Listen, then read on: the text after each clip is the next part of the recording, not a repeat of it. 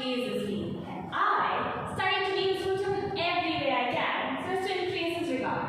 During the last day or two, I've taken all the trouble of naming things off his hands, and this has been a great relief to him, for he has no gift in that line and is evidently very grateful.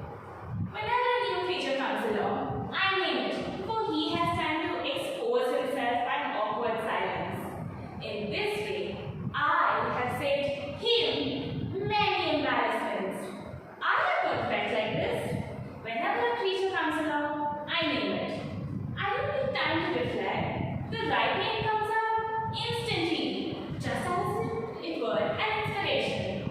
As for no doubt it is, but I'm pretty sure it wasn't to me half a minute before. I seem to know just by the shape of the creature and the way it acts what animal it is. When the dodo came along, he thought it was a wild cat. I saw it in his eye, but I saved him, and I was careful not to do it in a way that would hurt his pride. I just spoke in a quite natural way of pleasing surprise, and not as if I was dreaming of my main information, and said, "Well, I do declare, if there isn't a dodo," I explained that seemed to be explaining how I know it for a dodo, and although I thought maybe he was a little piqued that I knew the creature when he didn't, it was quite evident that he admired me. That was very agreeable. I thought of it more than once with gratification before I slept. How little a thing can make us happy when we feel like we've earned it.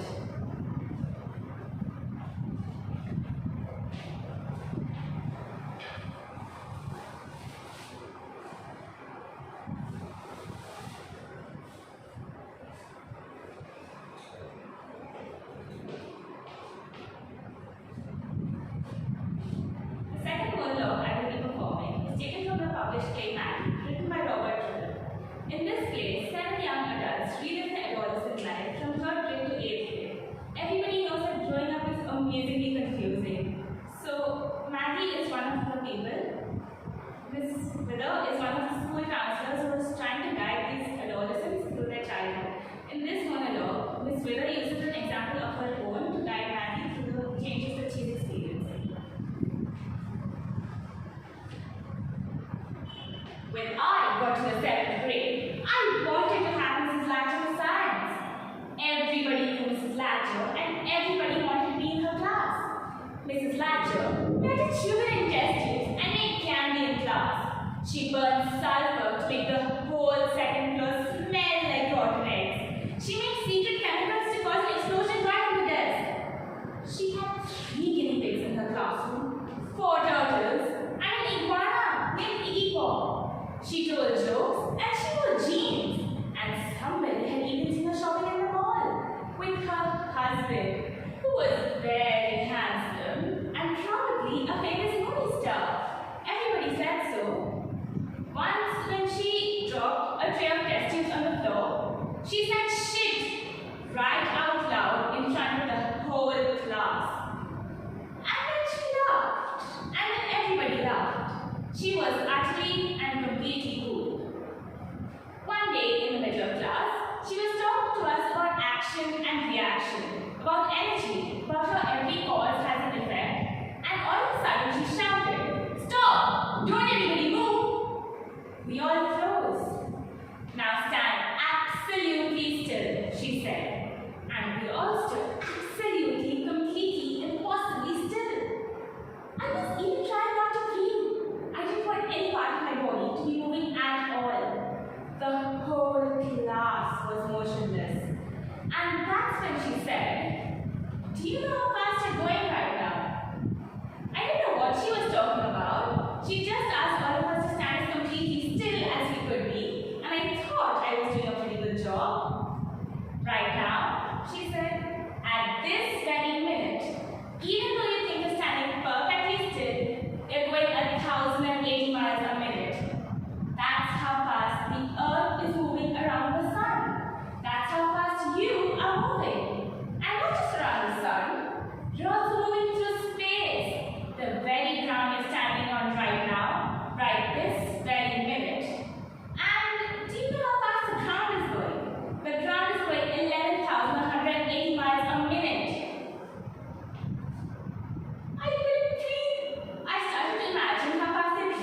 was how fast I was going, spinning, racing through space, even though I thought I was standing completely still.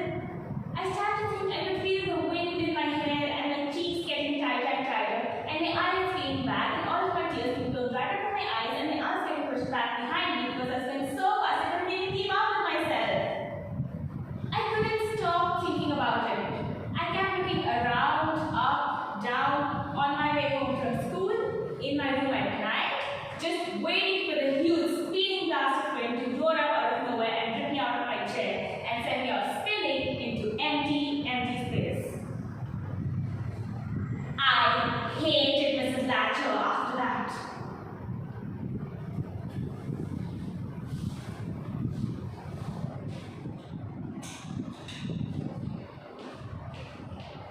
Who needs to win whose regard? This device is based on age style will confirm it. I've been trying to get Adam's attention for forever. Just last week, I saved him the trouble of naming the trees and the flowers and animals and everything. Now, you expect him to be grateful, right? Wrong. He's not expecting me to do everything. And let me tell you something. I feel let down. Truth be told, he's not beginning to annoy me. I think he acts dumb on purpose.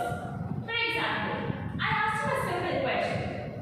Why should we eat the fruit from the tree of knowledge of good and evil? He looked right back at me and said, I don't know. Well, God put you in charge of the garden, right? So how is it that you don't know? Again, the response was the same. I didn't ask. Okay, so don't ask. You see, even I understand that we don't question God's ways or His commandments. But isn't he a teeny tiny bit curious? To which he says, I'm not. How can't you be? How can anyone be? So, I've taken matters into my own hands. The next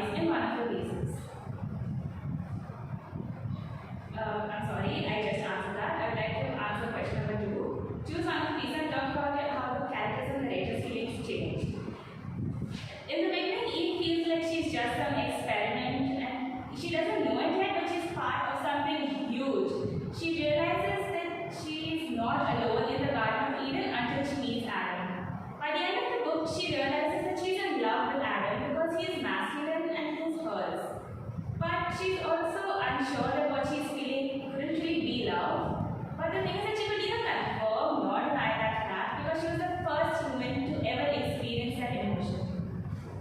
I would now like to answer the last question, question number 6. How are your performances different from each other? How did you show that to your imagined audience? To begin with, both my pieces were contradictory. In each diary, I used vocal skills like audibility and clarity. For example, well, I do declare, if there isn't the dodo.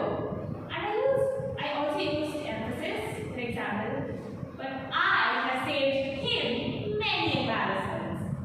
In Maggie, I used vocal techniques like inflection when I switched my voice from the student and the teacher. I also used bass when, for example, I started to think I could feel the wind in my hair and my cheeks getting tighter and tighter and my eyes feeling back and all of my tears being blown right out of my eyes and my hands getting pushed back behind me because I was going so fast I couldn't even keep up with myself. The physical techniques physical skills that I used for the performances, for each study, I used gestures and eye contact, and for Maggie, I corrected my posture and I was aware of my body on stage, and I also used facial expressions to convey the character's feelings to the audience. Thank you.